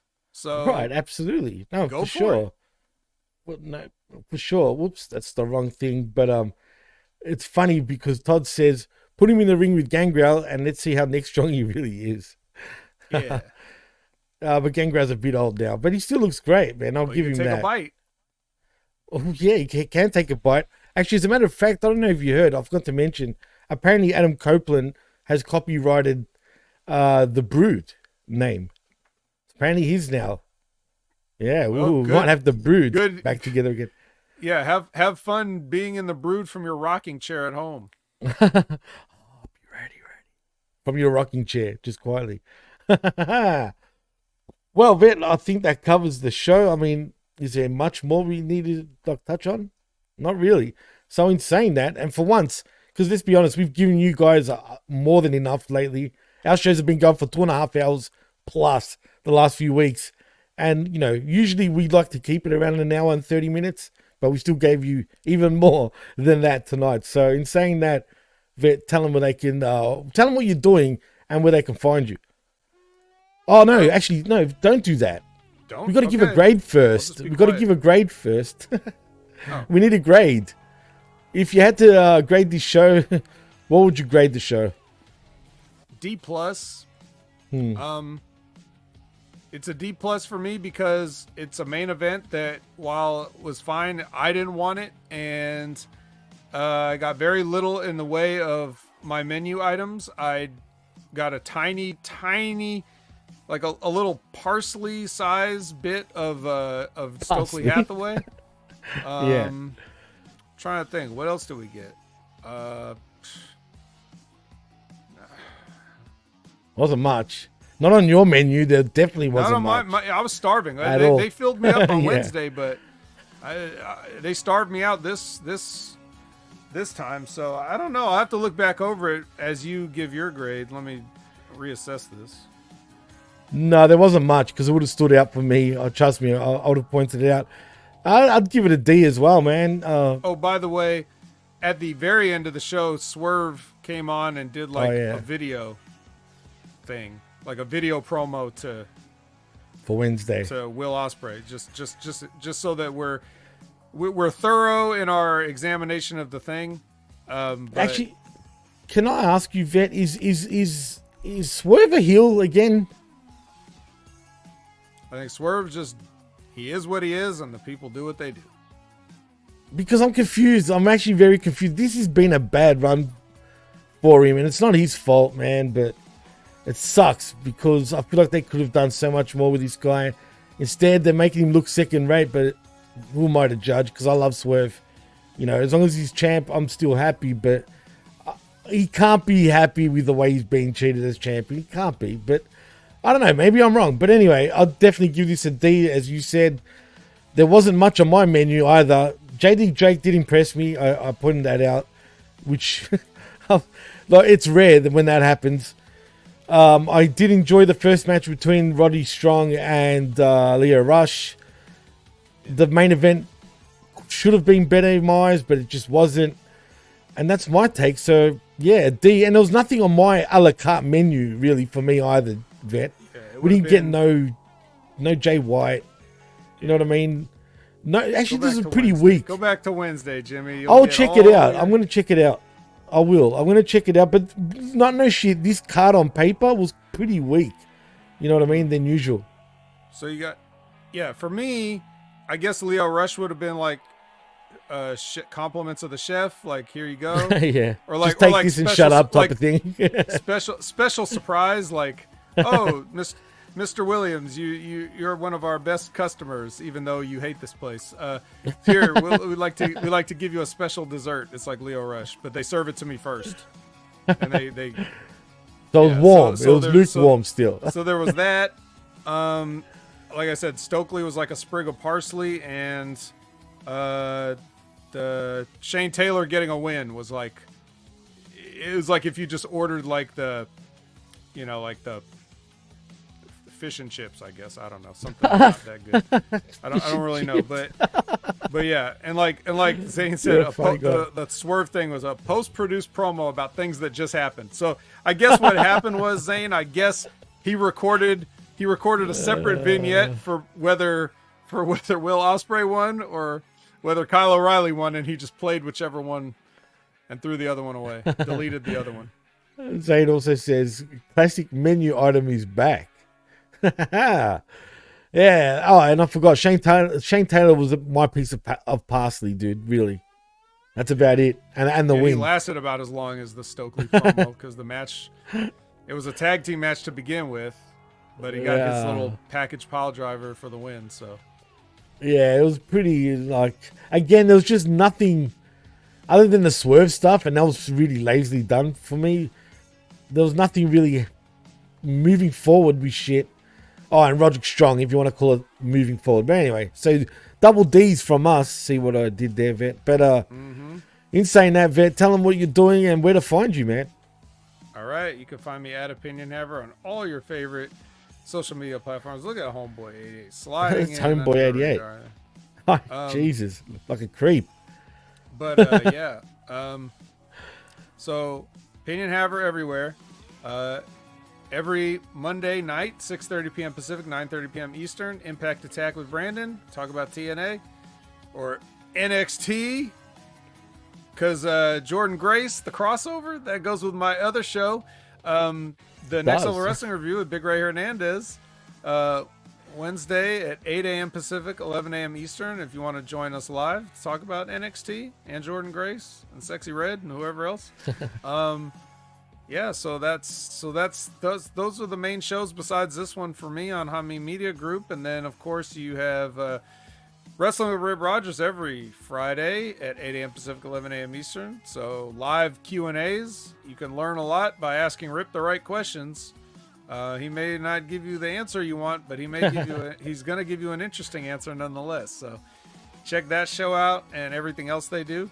And then I guess Stevie Richards, he's definitely keeping all of his stuff moving forward in terms he's trying to get his wrestling stuff done, but it's kind of Patreon only because they keep he's not quite on the YouTube front.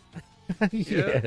He's still trying to review fitness equipment for you guys, and unfortunately, we got the news this week that the shutters have closed on the Big Fitness Show podcast, so he's not going to be doing that anymore with Big Mike because, as they explained, it was just like, there's too much repetitive content on their show and every one of their other channels, so they're just going to focus on, their individual stuff to get that stuff out there. So,